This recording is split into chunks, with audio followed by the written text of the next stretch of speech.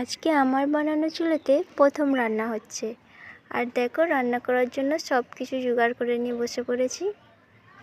এখানে আছে ডিম রান্না হচ্ছে, মাছ রান্না হবে আর টক হবে। এটা ডিমের জন্য আলু। আর রান্না করছে আমার শাশুড়ি মা।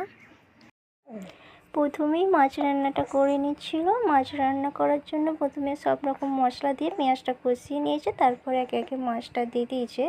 এখানে পমফ্রেট মাছ ছিল আর একটা বরফের মাছ ছিল, আমি নাম জানি না, আপনারা জানলে অবশ্যই জানাবেন। মাছ চচ্চড়িটা হয়ে গেছে। এবার ডিম রান্নাটা করে নিচ্ছে। ডিম রান্নার জন্য সব মশলা দিয়ে আলু দিয়ে কষিয়ে নিচ্ছে ভালোভাবে।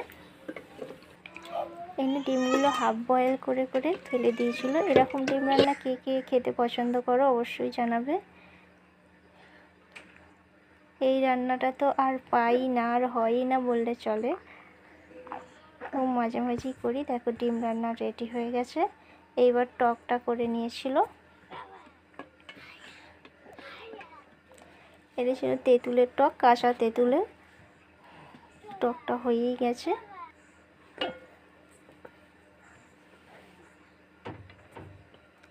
এই টক রান্নাটা খেতে কিন্তু আমার খুবই ভালো লাগে। এটা আমাদের ঘরে প্রায়ই হয়ে থাকে।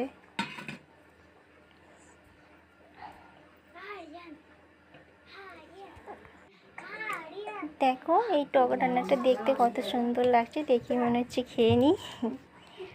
আর সবশেষে ভাত চাপিয়েছিল। এই চুলোতে রান্না করতে খুবই ভালো লাগে। কার কার বাড়িতে এমন চুলো আছে অবশ্যই জানাবেন। সবশেষে খেয়ে নিলাম।